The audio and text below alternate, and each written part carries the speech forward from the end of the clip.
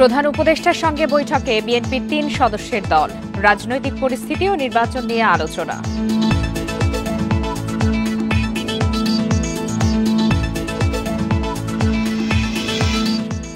সব হত্যা, গুম, খুনের বিচার হবে আশ্বাস প্রধান উপদেষ্টার।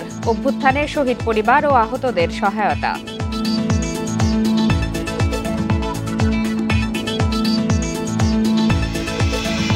ডেভিল হান্টে ২৪ ঘণ্টায় গ্রেপ্তার ৩৪৩ জন। নিরপরাধ কাউকে হয়রানি না করার নির্দেশ উপদেষ্টার।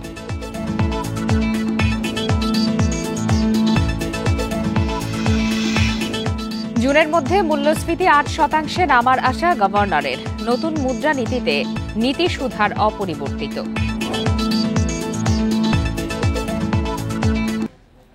সংবাদ সন্ধ্যায় সবাইকে আমন্ত্রণ। আপনাদের সাথে আছি আমি ফারহানা লোপা। এতক্ষণ শিরোনাম জানাচ্ছিলাম, এবার জানাবো বিস্তারিত। রাজনৈতিক পরিস্থিতি এবং সমসাময়িক বিষয় নিয়ে অন্তর্বর্তী সরকারের প্রধান উপদেষ্টা অধ্যাপক মোহাম্মদ ইউনূসের সাথে বৈঠকে বসেছে বিএনপির ৩ সদস্যের প্রতিনিধি দল। সন্ধ্যা ৬টার দিকে রাষ্ট্রীয় অতিথি ভবন যমুনায় এই বৈঠক শুরু হয়। প্রধান উপদেষ্টার সঙ্গে বৈঠকে যোগ দিয়েছেন বিএনপির মির্জা ফখরুল ইসলাম আলমগীর, স্থায়ী কমিটির সদস্য সালাউদ্দিন আহমেদ ও অবসরপ্রাপ্ত মেজর হাফিজউদ্দিন আহমেদ। বৈঠকে চলমান রাজনৈতিক পরিস্থিতি নিয়ে দলের উদ্বেগের বিষয়টি তুলে ধরা হবে। একই সঙ্গে দেয়া হবে অন্তর্বর্তী সরকারকে বিএনপির সহযোগিতা অব্যাহত রাখার বার্তাও। পাশাপাশি আগামী নির্বাচনের রোডম্যাপ ঘোষণার বিষয়েও আলোচনা হতে পারে।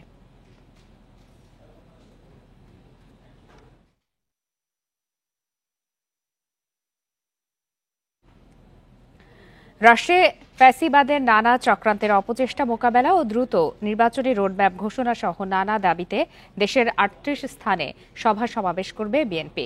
বুধবার থেকে শুরু হবে এই সভা সমাবেশ, চলবে রমজান শুরুর আগ পর্যন্ত। সকালে এক সংবাদ বিজ্ঞপ্তিতে একথা জানিয়েছে দলটি। এতে বলা হয়, নিত্যপণ্যের দাম সহনীয় পর্যায়ে রাখা, আইনশৃঙ্খলা পরিস্থিতির উন্নতি, দ্রুত গণতান্ত্রিক উত্তরণের জন্য নির্বাচনী রোডম্যাপ ঘোষণা এবং রাষ্ট্রে ফ্যাসিবাদের নানা চক্রান্তের অপচেষ্টা মোকাবেলা সহ নানা দাবিতে সভা সমাবেশ করবে বিএনপি।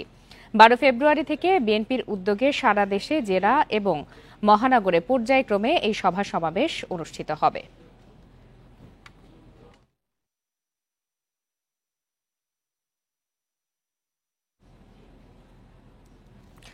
রাজনৈতিক পরিস্থিতি এবং সমসাময়িক বিষয় নিয়ে অন্তর্বর্তী সরকার প্রধানের সঙ্গে বিএনপির প্রতিনিধি দলের বৈঠকের বিষয়ে সবশেষ তথ্য জানাতে আমাদের সঙ্গে যোগ দিয়েছেন সহকর্মী জাহানারা পারভিন। পারভিন, প্রায় ৬টার দিকে শুরু হয়েছে বৈঠক, আমরা জানতে পেরেছি ঘণ্টা খানেকের মতো হয়ে গেল। কতক্ষণ এই বৈঠক চলবে বলে জানা গেছে? আর কিছু এজেন্ডা সম্পর্কে আমরা সংবাদেও জানাচ্ছিলাম, আপনি আর কি জানতে পেরেছেন যে কোন কোন বিষয়গুলো আজকের বৈঠকে উঠে আসবে? লোপা, ১ ঘন্টা হয়ে গেল বৈঠকের। ৬টার দিকেই বিএনপি মহাসচিব মির্জা ফখরুল ইসলাম আলমগীর বিএনপির আরও ২জন স্থায়ী কমিটির সদস্যকে নিয়ে যমুনায় প্রবেশ করেছেন। বৈঠক শুরু হয়েছে এবং ১ ঘন্টা হয়ে গেছে বৈঠকের। এর আগে যে বৈঠক হয়েছিল প্রধান উপদেষ্টার সঙ্গে সেটা হয়েছিল ৪০ মিনিটের। তো এখনও যেহেতু বের হননি, আমরা তাদের বক্তব্য পাইনি, কিন্তু আমি যেটা জেনেছি বৈঠকে আসার আগেও দু একজন নেতার সঙ্গে কথা হয়েছে। বিএনপি আজকে যেটা মূলত এসছে, চলমান যে পরিস্থিতি, যে সহিংসতা হয়েছে মাঝখানে এবং দেশ জুড়ে যে অস্থিরতা, বিশেষ করে ৩২ নম্বরের যে শেখ মুজিবুর রহমানের বাড়ি ভাঙচুর এবং সারা দেশে আওয়ামী লীগ নেতাদের বাড়ি ভাঙচুর যে হয়েছে গত ৫ ফেব্রুয়ারি এবং পরদিন, তো সেই ঘটনা নিয়ে বিএনপি যে অস্থিরতা তৈরি হয়েছে সেটা নিয়ে উদ্বিগ্ন। তো সেই উদ্বেগের কথা তারা জানাবেন, এরকমটাই তাদের প্রস্তুতি ছিল। পাশাপাশি দেশে যে এক ধরনের নৈরাজ্য তৈরি হলে দেশের স্থিতিশীলতা হুমকির মুখে পড়বে, এরকম মনোভাবের কথাও তারা জানাবেন। বিএনপি নেতারা কিন্তু সেই ঘটনায় যে মতামত জানিয়েছেন সেখান থেকে আমরা বুঝতে পেরেছি তারা বলেছেন যে দেশের জন্য নির্বাচন হয়তো প্রলম্বিত হতে পারে এবং দেশের জন্য এই পরিস্থিতি ভালো হবে না, অস্থিতিশীলতা তৈরি হবে। এছাড়া নির্বাচনের রোডম্যাপ নিয়েও তারা প্রধান উপদেষ্টার কাছে জানতে চাইতে পারেন এবং বিএনপি মূলত নির্বাচনের তাগিদও আজকে দেবে, যেহেতু তারা বছরের মাঝামাঝিতে নির্বাচন করা সম্ভব বলে মনে করছে এবং এর আগে বলেছে। গতকাল নির্বাচন কমিশনের সঙ্গে বিএনপির স্থায়ী কমিটির সদস্য নজরুল ইসলাম খান বৈঠক করেছেন, সেখানেও কিন্তু এই মাঝামাঝি নির্বাচন নির্বাচন করার ব্যাপারে নির্বাচন কমিশনের প্রস্তুতি নিয়ে তারা জানতে চেয়েছে। আজকেও প্রধান উপদেষ্টার কাছে তারা আপনার সাথে তো বিএনপির শীর্ষস্থানীয় নেতৃবৃন্দের কথা হয়, যারা বৈঠকে আছেন তাদের সাথেও কথা হয়। আজকের বৈঠকের পর তারা কি সাংবাদিকদেরকে জানাবেন কিনা, কোন কোন বিষয়ে তারা আলোচনা করেছেন, সে বিষয়ে কি তথ্য রয়েছে আপনার কাছে? লোপা, আমি যতদূর জানি বৈঠক শেষ হওয়ার পর আমাদের সঙ্গে কথা বলবেন বিএনপির মহাসচিব মির্জা ফখরুল ইসলাম আলমগীর, এমন প্রস্তুতির কথাই আমরা জেনেছি। তারপর আমরা জানতে পারবো যে আনুষ্ঠানিকভাবে তারা কি বলেছেন। পাশাপাশি প্রেস সচিবও আজকে আরেকটি ব্রিফিংয়ের কথা রয়েছে, সরকারের পক্ষ থেকে তাদের মনোভাব বা বৈঠকের বিষয় নিয়ে জানানো হবে। আমি যেটা বুঝতে পেরেছি যে এই যে সাম্প্রতিক পরিস্থিতি এবং দেশ যেন নৈরাজ্য তৈরি না হয়, এরকম বিষয়ে প্রধান উপদেষ্টা যেন পরিস্থিতি নিয়ন্ত্রণের জন্য চেষ্টা করেন। বিএনপি একটি দায়িত্বশীল দল হিসেবে বিএনপি তার অবস্থানের কথা আজকে জানাতে এসেছে। মূলত আজকের বৈঠকের এজেন্ডা কিন্তু এই চলমান যে পরিস্থিতি নিয়ে দলের অবস্থান জানানো, সেরকমটাই তারা জানানোর কথা। বৈঠক শেষ হলে কিছুক্ষণ পর হয়তো তারা বের হয়ে আসবে, তখন আমরা তাদের প্রতিক্রিয়া বা ঠিক আনুষ্ঠানিক ভাষ্যটা আপনাদের জানাতে পারবো। লোপা, জি, জানাতে পারবেন। আপনি তথ্য সংগ্রহ করতে থাকুন, আপনাকে অনেক ধন্যবাদ। জুলাই অভ্যুত্থানে হতাহতরা ইতিহাসের স্রষ্টা, কোনো কিছু দিয়েই তাদের ত্যাগের প্রতিদান সম্ভব নয় বলে মনে করেন প্রধান উপদেষ্টা। সকালে নিজ কার্যালয়ে চেক হস্তান্তরের সময় তিনি এসব কথা বলেন। ডক্টর ইউনূস আশ্বাস দেন, সব গুম খুনের বিচার হবে, কেউ অবিচারের শিকার হবে না। প্রধান উপদেষ্টার কার্যালয়ে আসেন জুলাই অভ্যুত্থানে ২১ শহীদের পরিবার ও আহত ৭ জন। রাষ্ট্রীয় সহায়তা কার্যক্রমের উদ্বোধন করেন অধ্যাপক ডক্টর মোহাম্মদ ইউনূস। এ সময়ে জুলাইয়ের ভয়াবহ অভিজ্ঞতা তুলে ধরেন ভুক্তভোগীরা। রাষ্ট্রীয় সম্মান, আর্থিক সহায়তা, পুনর্বাসনের পাশাপাশি হত্যাকাণ্ডের বিচার চান তারা। যে জাতি ইতিহাসকে স্মরণ করতে পারে না, প্রধান উপদেষ্টা বলেন, যাদের ত্যাগের বিনিময়ে নতুন বাংলাদেশ, তাদের ত্যাগের কোনো পরিমাপ হয় না। শহীদের পরিবার ও আহতরা সরকারের অংশ বলে উল্লেখ করেন তিনি। ভাবেন না যে এটা কয়টা মাসিক ভাতা দিয়ে শেষ হয়ে যাবে কথাটা। আপনি ইতিহাসের স্রষ্টা, আপনার ছেলে, আপনার সন্তান, আপনার ভাই, আপনি নিজে যিনি আহত হয়েছেন, যারা এখানে আসছেন, তারা ইতিহাসের স্রষ্টা। ইতিহাসের স্রষ্টাকে সাধারণ মাপকাঠি দিয়ে, টাকা পয়সা দিয়ে হয় না। প্রাতিষ্ঠানিকভাবে আপনারা সরকারের অংশ হয়ে গেলেন। তিনি অভিযোগ করেন, আওয়ামী লীগের দোসররা শুধু সরকারে নয়, বিভিন্ন জায়গায় রয়েছে। তাদের বিরুদ্ধে কঠোর হওয়ারও হুঁশিয়ারি দেন তিনি। শুধু সরকারকে দেখি আমি চলে গেলাম, ওই সরকারে আছে, তারা কিছু করতে পারতেছে না। তোমার গ্রামে আছে, তুমি কিছু করতে পারতেছো? তুমি তো দুঃখ করতে এসছো আজকে। কাজে সেই তেজ আসতে হবে না, এদেরকে জায়গা দেবো না আমরা কোথাও।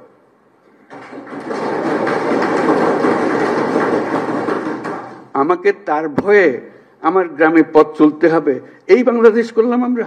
কারোর প্রতি যাতে অবিচার না হয়, সেজন্য অপরাধীদের ধরিয়ে দেওয়ার আহ্বান জানান প্রধান উপদেষ্টা। গুরুত্বপূর্ণ দিন প্রাতিষ্ঠানিক দিক থেকে। ইকরামুল কবির, ইন্ডিপেন্ডেন্ট নিউজ, ঢাকা। গত ২৪ ঘন্টায় সারা দেশে ১৫২১ জনকে গ্রেপ্তার করা হয়েছে। বিকালে পুলিশ সদর দপ্তর থেকে এই তথ্য জানানো হয়। এতে বলা হয়েছে, অপারেশন ডেভিল হান্ট অভিযানের আওতায় গ্রেপ্তার করা হয়েছে ৩৪৩ জনকে, আর অন্যান্য মামলা ও ওয়ারেন্টের আওতায় গ্রেপ্তার করা হয়েছে ১১৭৮ জনকে। অপারেশন ডেভিল হান্ট অভিযানে একটি বিদেশি পিস্তল, ২টি ম্যাগাজিন, ১১ রাউন্ড গুলি, ৬টি শটগান কার্তুজ, ৩টি ছুরি, 3টি তলোয়ার, 1টি কুড়াল, 10টি ককটেল, 8টি লাঠি, 4টি রড ও 4টি রামদা উদ্ধার করা হয়েছে। ৮ ফেব্রুয়ারি থেকে সারা দেশে একযোগে শুরু হয়েছে বিশেষ অভিযান অপারেশন ডেভিল হান্ট।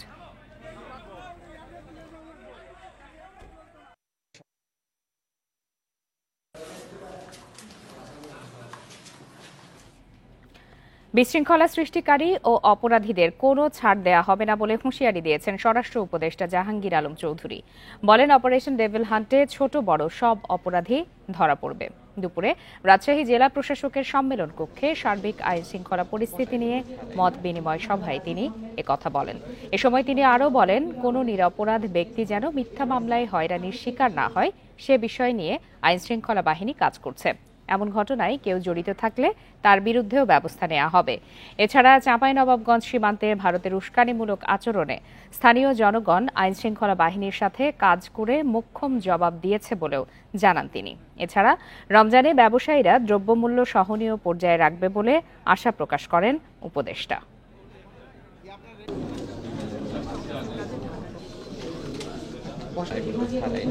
আইন শৃঙ্খলা বাহিনীর কর্মকর্তাদেরও কিন্তু আমরা ছাড় দেই নাই।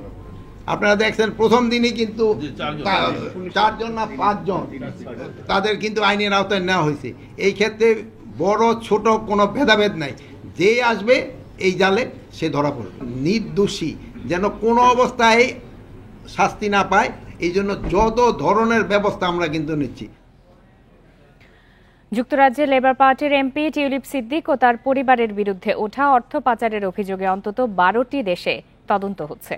দুর্নীতি দমন কমিশন সূত্রে এমন খবর প্রকাশ হয়েছে ব্রিটিশ গণমাধ্যম দ্য টাইমসে।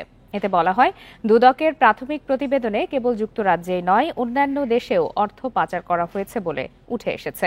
এক্ষেত্রে পারস্পরিক আইনি সহায়তা চেয়ে বিভিন্ন দেশে তথ্য ও প্রমাণ সংগ্রহের জন্য অনুরোধ পাঠিয়েছে দুদক। এর আগে জানুয়ারির শেষে ঢাকায় কয়েকদিন অবস্থান করে দুদকের তদন্তে সহায়তা করেছেন ব্রিটেনের ন্যাশনাল ক্রাইম এজেন্সি এনসিএ এর কর্মকর্তারা। দুর্নীতির অভিযোগে দেশ বিদেশের সমালোচনার মুখে পড়েন টিউলিপ সিদ্দিক। পরে 14 জানুয়ারি ব্রিটিশ মন্ত্রিসভার অর্থনীতি বিষয়ক মন্ত্রীর পদ ছাড়েন তিনি। চূড়ান্ত হিসাবে কমে গেছে দেশের জিডিপি প্রবৃদ্ধির হার ও মাথাপিছু আয়। বাংলাদেশ পরিসংখ্যান ব্যুরোর তথ্য মতে সাময়িক হিসাব থেকে মাথাপিছু আয় $46 কমে $2,738 দাঁড়িয়েছে। জিডিপি প্রবৃদ্ধির হারও সাময়িক হিসাবের চেয়ে কমেছে 1.6 পয়েন্ট। 2022-23 অর্থবছরের শুরু থেকেই ছিল ডলার সংকট। আমদানিতে বড় ধরনের ধসের ফলে শিল্প খাতে নেতিবাচক প্রবৃদ্ধি, সরকারের উন্নয়ন বাজেট বাস্তবায়নে দেখা দেয় ধীরগতি।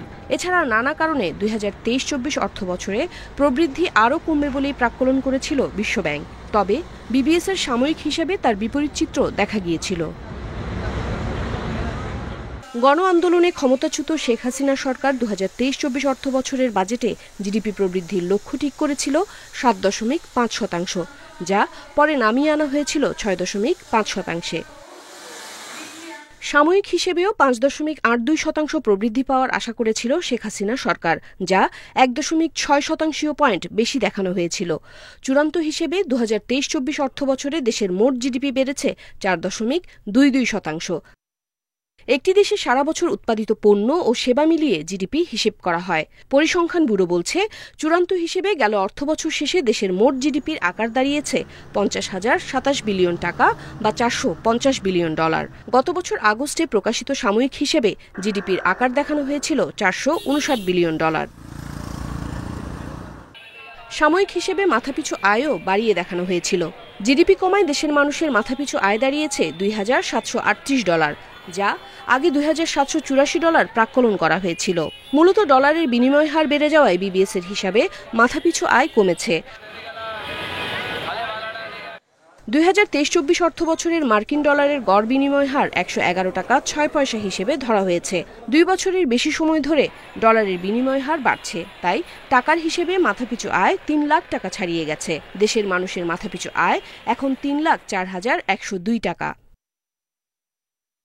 ওমনহার আজমি, ইন্ডিপেন্ডেন্ট নিউজ, ঢাকা। 21শে বই মেলার 10ম দিন আজ। মেলা প্রাঙ্গণ থেকে বিস্তারিত জানাতে এই মুহূর্তে যোগ দিয়েছেন সহকর্মী সুলতানা জাহান মিতু। সুলতানা জাহান মিতু, এই মুহূর্তে মেলা প্রাঙ্গণে ভিড় কেমন দেখছেন, বেচা বিক্রি কেমন, সব মিলিয়ে কেমন জমে উঠেছে? বেলা 9টায় মেলার দ্বার বন্ধ হবে, তাই মেলা শেষের দিকে সেই জন্য ভিড় কিছুটা কমেছে। তারপরে যা ভিড় আছে সেটিও নেহাত মন্দ নয়। আপনাকে যদি আমি একটু দেখাই, বইমেলার বিভিন্ন স্টলগুলোতে ভিড় আছে, পাঠক দর্শনার্থীরা বই কিনছেন। আজকে মেলার 10ম দিন। এবারের বইমেলা শুরু থেকেই ভিড় ছিল, বিশেষ করে গত দুইটি ছুটির দিন, শুক্র এবং শনিবার প্রচন্ড ভিড় ছিল। তখন আসলে মেলায় ঠিক স্বস্তি নিয়ে হাঁটাচলা করাই দুষ্কর করছিল। আজকের যে ভিড়টি সেটি সহনীয় এবং যারা আসলে বই কিনতে চাইছেন তারা অনেকেই আজকের দিনটি বেছে নিয়েছেন। কয়েকজন পাঠক দর্শনার্থীর সাথে কথা বলেছি। আজকে 10ম দিনে মেলায় নতুন বই এসেছে 84টি এবং আজ পর্যন্ত সর্বমোট বই এসেছে 737টি এবং এর মধ্যে সবচেয়ে বেশি এসেছে উপন্যাস।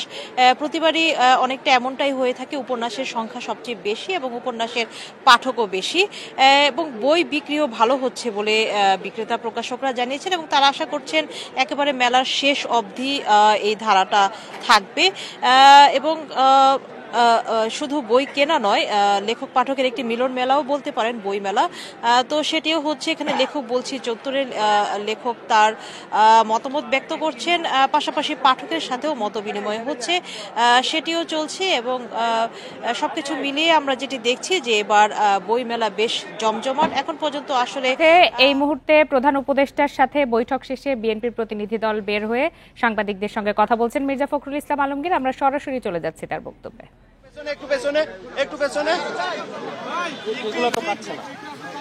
সাম্প্রতিক ঘটনাগুলোর পরিপ্রেক্ষিতে আমাদের জাতীয় স্থায়ী কমিটির সবাই সিদ্ধান্ত হয়েছিল যে আমরা অতি দ্রুত প্রধান উপদেষ্টার সঙ্গে দেখা করে তাকে আমাদের উদ্বেগের যে বিষয়গুলো আছে সেই বিষয়গুলো তার সামনে আমরা তুলে ধরবো। একটা দায়িত্বশীল রাজনৈতিক দল হিসেবে আমরা সেই দায়িত্বটুকু পালন করেছি। আমরা আজকে যে বিষয়গুলো তার সামনে তা হচ্ছে যে এই যে ঘটনাগুলো ঘটেছে এর দায় সরকার এড়াতে পারেন না। এই জন্যে যে সরকারের বিভিন্ন যে প্রতিষ্ঠানগুলো আছে, বিভিন্ন যে বাহিনীগুলো আছে, তাদের সামনেই এই ঘটনাগুলো একের পর এক ঘটেছে, যেটা আমরা মনে করি দেশের সার্বিকভাবে দেশের যে আইন শৃঙ্খলা পরিস্থিতি তাকে যথেষ্টভাবে বিপন্ন করেছে এবং ফ্যাসিবাদকে সুযোগ করে দিয়েছে তাদের এই সম্পর্কে একটু কথা বলার। দ্বিতীয়ত হচ্ছে যে আমরা এই সরকারের সঙ্গে যেটা বারবার বলে এসেছি, এটা অন্তর্বর্তীকালীন সরকার, সুতরাং দ্রুত নির্বাচনের জন্য আমরা তাদেরকে আবারও তাগাদা দিয়েছি এবং ন্যূনতম যে সংস্কার সেই সংস্কারগুলো সম্পূর্ণ করে যে কাজ তারা করেছেন, ইতিমধ্যে কমিশন রিফর্ম কমিশন করেছেন একটা, তাদের সঙ্গে আলোচনার ভিত্তিতে আপনার একমত হওয়ার প্রেক্ষিতে, আপনার কনসেনসাস হওয়ার প্রেক্ষিতে আপনার দ্রুত নির্বাচন দেওয়ার বিষয়টা আমরা তাদের সঙ্গে কথা বলেছি। আমরা প্রশাসনে যে সমস্ত ব্যক্তি এখনও যারা দোষর ছিলেন ফ্যাসিবাদের এবং যারা ক্ষতিগ্রস্ত করেছেন বাংলাদেশকে সামগ্রিকভাবে, তাদেরকে আইনের আওতায় আনার জন্য এবং একই সঙ্গে তাদেরকে প্রশাসন থেকে সরিয়ে দেওয়ার কথা আমরা বলেছি। আমরা যারা অর্থনৈতিক ক্ষতি করেছে, লুট করেছে, যারা লুণ্ঠন করেছে, তাদেরকে আমরা আবারও ফিরিয়ে আনার জন্য, টাকা ফিরিয়ে আনার জন্য একই সঙ্গে তাদেরকে আইনের আওতায় নিয়ে আসার জন্য আমরা সেটা আবেদন করেছি। আমরা একই সঙ্গে যে কথাগুলো বলেছি তা হচ্ছে যে বিগত 15 বছর 16 বছরে যে মিথ্যা মামলা দিয়ে রাজনৈতিক নেতা কর্মীদেরকে যে হয়রানি করা হয়েছে, সেই মামলাগুলো প্রত্যাহার করার ব্যাপারে আমরা নীতিগত সিদ্ধান্ত কথা বলেছি। তারা একমত হয়েছেন, তারাও আপনাদের সামনে কথা বলবেন, এই বিষয়গুলো তারা একমত হয়েছেন। আমরা দ্রব্যমূল্যের ব্যাপারে অত্যন্ত জোরালোভাবে বলেছি যে সরকারের অন্যতম প্রধান ব্যর্থতা হচ্ছে দ্রব্যমূল্য নিয়ন্ত্রণে না নিয়ে আসতে পারা। সেটা তারা বলেছেন যে তারা এগুলো কাজ করছেন, এই কাজগুলো তারা দ্রুত সরকার চেষ্টা করবেন। সব শেষে আমরা আপনার আইন শৃঙ্খলা পরিস্থিতির কথা বলেছি এবং একই সঙ্গে আমরা সব শেষে যে কথাটা বলা আবারও বলেছি যে আপনার এই একটা আপনার কি চলছে অভিযান, আমরা অতীতেও অনেক অভিযান দেখেছি, সেই ধরনের কোনো পুনরাবৃত্তি যেন না হয়, অর্থাৎ কোনো ইনোসেন্ট মানুষ যারা আপনার যেন না হয় এবং এটা নিয়ে আবার যেন কোনো রকমের সমস্যা তৈরি করা না হয়, এই কথাগুলো আমরা অত্যন্ত জোরের সঙ্গে বলেছি। প্রধান উপদেষ্টা এবং তার সঙ্গে যারা ছিলেন তারা আমাদেরকে আশ্বস্ত করেছেন যে অতি দ্রুত তারা নির্বাচনের ব্যবস্থা করছেন এবং তিনি বলেছেন যে ডিসেম্বরের মধ্যে তিনি নির্বাচনের ব্যবস্থা করে তারা কাজ করছেন। আমরা আশা করব যে জনগণের আশা যেটা আছে, প্রত্যাশা আছে যে অতি দ্রুত এবং একটা রোড ম্যাপ ঘোষণা করবেন তিনি, সেটার মধ্যে দিয়ে আমরা ডিসেম্বরের মধ্যেই নির্বাচন সম্পন্ন হবে বলে আমরা প্রত্যাশা করছি, জনগণও প্রত্যাশা করছে। এবং সেই সঙ্গেই আমরা যেটা বিশ্বাস করি যে গণতান্ত্রিক সরকারের যে আপনার ট্রানজিশন হবে গণতান্ত্রিক ব্যবস্থায় সেটা অনেক সহজ হয়ে যাবে যদি আপনার একটা নির্বাচন অনুষ্ঠিত হয়। অনেক ধন্যবাদ। আমি আপনাদেরকে এটা দিয়ে যাবো। একটা ছোট্ট একটা প্রশ্ন, সেটা হচ্ছে যে উপদেষ্টা আজকে একজন উপদেষ্টা বলেছেন যে জাতীয় নির্বাচনের আগে স্থানীয় নির্বাচনের বিষয়ে নীতিগত সিদ্ধান্ত তারা নিয়েছেন, আলাপ আলোচনা করে পরবর্তী চূড়ান্ত করবেন। এই বিষয়ে কোনো আলোচনা হয়েছে? আমরা স্থানীয় সরকারের ব্যাপারে কোনো মতেই একমত হব না। আমরা খুব পরিষ্কার করে আগেও বলেছি, এখনো বলছি যে জাতীয় সরকারের আগে কোনো নির্বাচন হবে না। এটা ওনারা ঠিক করবেন, তবে ওনারা সম্ভব 15 তারিখের মধ্যেই ওনারা কিছু একটা বলতে যাবেন। ধন্যবাদ। এটা দিলে আর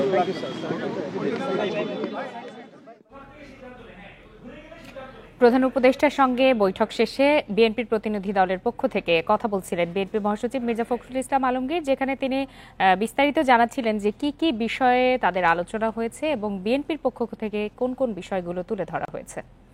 আমরা তখন সরাসরি সেখানে ছিলাম। এরই সাথে সংবাদ সন্ধ্যা একটা বিরতি নিচ্ছি, ফিরব কিছুক্ষণের মধ্যে।